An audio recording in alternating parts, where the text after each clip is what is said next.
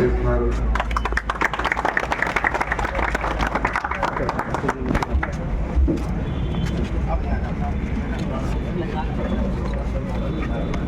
ప్రభుత్వానికి గట్టిగా చెప్పి వీళ్ళ యొక్క సమస్యలు తెలుసుకొని ఆ యొక్క ఏదైతే సేవా కేంద్రాలు సార్ మేము ఇంతమంది మాకు ఆల్రెడీ ఉపాధి కల్పించుకునే పరోక్షంగా ప్రత్యక్షంగా ఇంతమంది ఒకరి ద్వారా హోటల్ అయితే ప్రత్యక్షంగా మేమున్న షాప్ల వాళ్ళు పిల్లల వాళ్ళు కంప్యూటర్స్ హోటళ్ళు నిన్నైతే ఒక కుంటాన బిస్కెట్లు అమ్ముకుంటూ వచ్చినాడు. ఈరోజు షాప్ లేదంటే ఆయన బాధపడిపోయినాడు.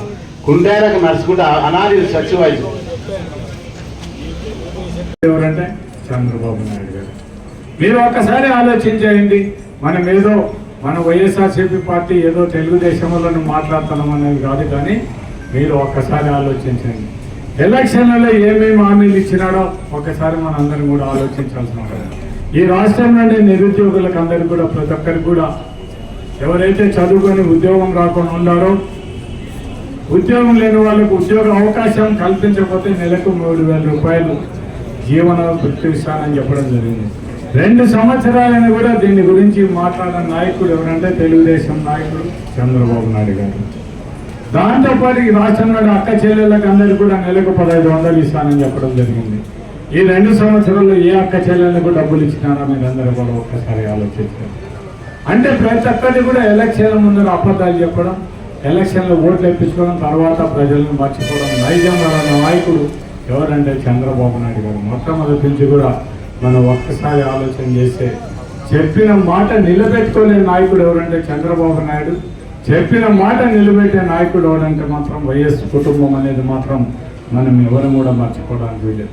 ఈరోజు డాక్యుమెంట్ రైతులను ఒక్కసారి మనం వాళ్ళని చూసే పాపం ఎన్నో సంవత్సరాల నుంచి వాళ్ళ తల్లిదండ్రులు కానీ లేకుంటే వాళ్ళ వంశపారంపర్యంగా కానీ ఆ వృత్తిలో ఉండేవాళ్ళు, లేదు కొత్తగా వేరే వాళ్ళ దగ్గర ట్రైనింగ్ అయ్యి మళ్ళీ వాళ్ళు కూడా ఆ వృత్తిని చేపట్టిన డాక్యుమెంట్ రైటర్లు కూడా వీళ్ళందరూ చాలా మంది 200 మంది ఉండడం జరుగుతుంది. అంటే వాళ్ళకి ఒక విధంగా జీవనోపాధి ఉండే పరిస్థితి. వాళ్ళు అమ్ముకొని వాళ్ళ దగ్గర ఉండే అసిస్టెంట్లు కూడా ఒక 3-4 ఉంటే అటువంటి వాళ్ళకు దగ్గర 500-600 మందికి ఈరోజు తెలుగుదేశం ప్రభుత్వం ఆర్ఎస్కే తీసుకురావడం అనేది ఎంత అన్యాయం అంటే వీళ్ళకందరికీ కూడా జీవనోపాధి పోయే పరిస్థితి ఉన్నది. దాంతోపాటు మనం అందరం కూడా ఆలోచించాల్సి ఒకటి ఈ 500 మందిని గురించి కాదు ఆలోచించాల్సింది. ఈ 500 మందికి ల్యాండ్ బ్రోకర్స్ కానీ ఒకరు ల్యాండ్ మధ్య మీడియేటర్లు కానీ వీళ్ళందరూ కూడా తీసుకొని వచ్చి అటువంటి వాళ్ళకు కూడా భూములు ఏదైతే ప్లాట్లు అమ్మే వాళ్ళు కానీ లేకుంటే వేరే వాళ్ళకి కొనిచ్చే వాళ్ళు కానీ వీళ్ళకందరికీ కూడా ఇండైరెక్ట్గా వాళ్ళకు కూడా జీవనోపాధి కోల్పోయే పరిస్థితి. అంటే ఇండైరెక్ట్గా ఎంతమంది దీన్ని ప్రైవేటీకరణ చేయడం వల్ల ఎంతమంది నష్టపోతారు అనేది కూడా మనం ఆలోచించాల్సిన అవసరం ఉంది. దాంతోపాటు దీన్ని ప్రైవేటీకరణ చేయడం అంటే దీనికి గవర్నమెంట్ మీద వీళ్ళకి ఏం హక్కు ఉందో ఒక్కసారి వాళ్ళకి ఏం అధికారం ఉందో మనం అందరం ఒక్కసారి ఆలోచన. ప్రైవేట్ అయిపోతే నా ఇష్టం వచ్చినట్టు నన్ను ఎవరు క్వశ్చన్ చేయడానికి ఉన్న పరిస్థితి. రిజిస్ట్రేషన్లో పొరపాటున ఒక రాష్ట్రాన్ని ఒకరికి చేపించేస్తే వాళ్ళ మీద మనం ఏం యాక్షన్ తీసుకోగలము, అటువంటి వాళ్లకు ఏ విధంగా న్యాయం చేయగలమో మనం అందరం కూడా ఒక్కసారి ఆలోచించాలి. ఉండే సిస్టాన్ని పోగొట్టి ఏదో అన్ని కూడా ప్రజలను మభ్యపెట్టడానికో లేకుంటే ప్రజల పరిపాలన చేత కాక ప్రజలను మూడు డైవర్ట్ చేయడానికి ఇప్పుడు డాక్యుమెంట్ రైటర్ల మీద రావడం జరిగింది. ఇది మన అందరూ కూడా ఈరోజు స్ట్రైక్ చేయడం జరుగుతుంది. అంటే దీన్ని ప్రజల మనసుని ఏ విధంగా పరిపాలన మీద రాకుండా వాళ్ళ దృష్టిని మళ్లించడానికే ఈరోజు ఇటువంటి కార్యక్రమాలు తెలుగుదేశం చేయడం. దాంతోపాటు వాళ్ళకు ఒత్తాసు పలికే మీడియా కూడా ఉండడం జరుగుతుంది. మనకు తెలుసు ఆ పత్రికలు ఏమయ్యి ఆ టీవీలు ఏమనేది కూడా మనం చెప్పాల్సిన అవసరం. అంటే వాళ్ళు ఏమనుకుంటే దాన్ని చూసినామంటే వాళ్ళు చెప్పకముందే దీన్ని మేము కూడా చూసినాం ఇదంతా జరుగుతుందని చెప్పే ఈ మీడియా ఉన్నంత వరకు మనం ఏం చేయలేని పరిస్థితి. అందుకే నేను ఇక్కడ ఉండే ప్రజలను మిమ్మల్ని అందరినీ కూడా కోరేదొకటే, ఎవరు మనకు నిజాయితీగా పనిచేస్తున్నారు, ఎవరు మనకు నిజాయితీగా చేస్తున్నారు అనేది వాళ్ళని గుర్తించి, ఎవరు చేయడం లేదనే వాళ్ళని కూడా మనం గుర్తించాల్సిన అవసరం ఉంది. ఈరోజు మనం డాక్యుమెంట్ రైతుల యొక్క వాళ్ళ సమస్యను ఖచ్చితంగా ఇది అందరికీ సంబంధించిన అంటే చాలా మంది నిరుద్యోగులు చాలా మంది ఈ వృత్తిని నమ్ముకునే వాళ్ళ జీవనోపాధి ఉండే పరిస్థితి. అంటే పాపం వీళ్ళందరూ ఇట్లా సెటిల్ చేసుకొని మొత్తం వీళ్ళంతా దీంట్లో ఉండడం జరుగుతుంది. అంటే అటువంటి వాళ్ళ పరిస్థితి ఒక్కసారి మనం ఆలోచించాల్సిన అవసరం. వాళ్ళతో పాటు వాళ్ళ కింద అసిస్టెంట్గా పనిచేసే వాళ్ళ పరిస్థితి కూడా మనం ఆలోచించాలి. అందుకే మేము మా నాయకుడు జగన్మోహన్ రెడ్డి గారి ఆధ్వర్యంలో మేము వైఎస్ఆర్సీపీ పార్టీ ఈరోజు డాక్యుమెంట్ రైటర్లకు అందరికీ కూడా మా సంపూర్ణ మద్దతు ప్రకటించడం జరిగింది. వాళ్ళు ఏ కార్యక్రమాలు చేసినా కూడా మేము సంపూర్ణంగా వాళ్ళకి సహకరిస్తాం. వాళ్ళకి నెరవేరేంత వరకు కూడా వాళ్ళు ఎన్ని రోజులు ఏ కార్యక్రమం చేసినా కూడా ఆ కార్యక్రమానికి వాళ్ళ వెంట ఉండి మా సపోర్టు ఖచ్చితంగా అందిస్తామని కూడా నేను ఈ సభాముఖంగా విజ్ఞప్తి చేసి మన అందరం కూడా ఒక్కసారి ఆలోచించాల్సింది.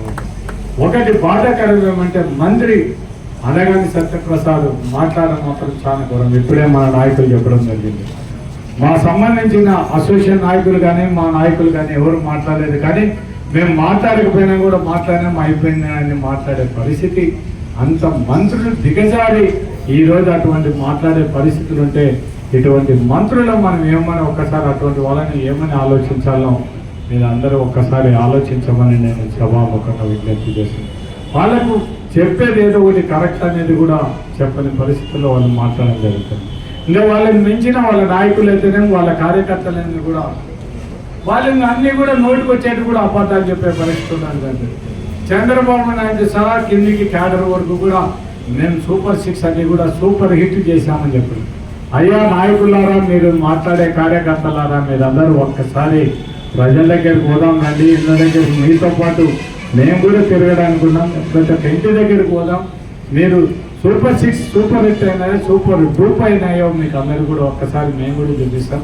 ఈ రాష్ట్రం నుండి ఏ నిరుద్యోగిగా కనీసం నిరుద్యోగ వృత్తి ఇచ్చినారా, లేకుంటే ఏ అక్క చెల్లెళ్ళకన్నా కూడా తల్లికి వందనంటూ మీరు శ్రీశక్తి కింద ఎవరికి డబ్బులు ఇచ్చినారనేది ఒక్కసారి చూపించండి. కానీ మీరు అవన్నీ చూపిస్తే రాష్ట్రం మేము కూడా మీ సూపర్ 6 సూపర్ హిట్ అయినాయని చెప్తాము. లేకపోతే మీరు ఏం మాట్లాడతారో మీరు అందరూ కూడా ఒక్కసారి ఎలక్షన్ ముందర మీరు ఇళ్ళ దగ్గరికి వచ్చి మీరే పాంప్లెట్ ఇచ్చి ఈ డబ్బులు రాకపోతే మమ్మల్ని నిలదీసి అంటే మా చొక్కాలు పట్టుకొని అడిగిన మీరే ఈరోజు ఎందుకు మీరు అది మాట్లాడాలి, మీ నాయకుని ఎందుకు నిలదీసి అడగలేకపోతున్నారు?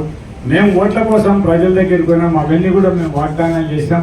మేము ప్రజలు పోతే మమ్మల్ని వదిలిపెట్టడం లేదని మీరు ఎందుకు మీ నాయకుడిని నిలదీసి అడగలేకున్నారో మీరు ఒక్కసారి ఆ నాయకులు ఆ కార్యకర్తలు అంటే మీ నాయకుడు ఏమైనా అబద్ధాలు చెప్పి మీరు అంతకంటే రెట్టింపు అబద్ధాలు చెప్తారా? ఒక్కసారి ఆలోచించండి. ప్రజలను కోసం మీరు ఆ ఉద్దేశంతో ఈరోజు డాక్యుమెంట్ రైటర్లను కూడా మీరు అన్యాయం చేసే పరిస్థితికి వస్తే మాత్రం ఇది పద్ధతి మంచిది కాదు. ఖచ్చితంగా 396 జీవోని ఇమ్మీడియట్గా రద్దు చేయాలి.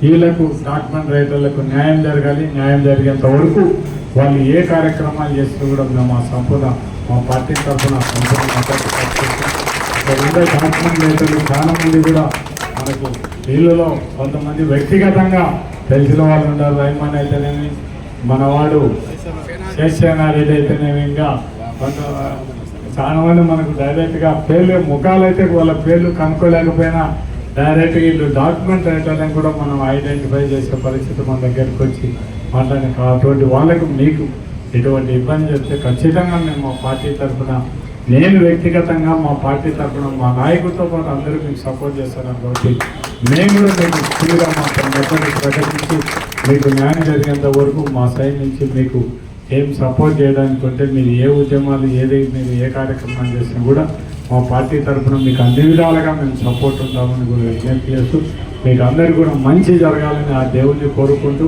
మీరు ఏదైతే మీరు ఈరోజు నిరాదేశ 396 జీవో రద్దు చేయాలనుకుంటున్నారో ఆ జీవో రద్దు చేయాలని కోరుకుంటూ మీకు న్యాయం జరగాలని కోరుకుంటూ నాకు ఈ అవకాశం ఇచ్చిన మీకందరికీ మరొకసారి నేను అందరూ కూడా మీరు దీంట్లో విజయం సాధించాలని మిమ్మల్ని కోరుకుంటూ నాకు అవకాశం ఇచ్చిన మీకందరికీ కూడా నా ఉదయపూర్వక కృతజ్ఞతలు తెలియజేస్తాను.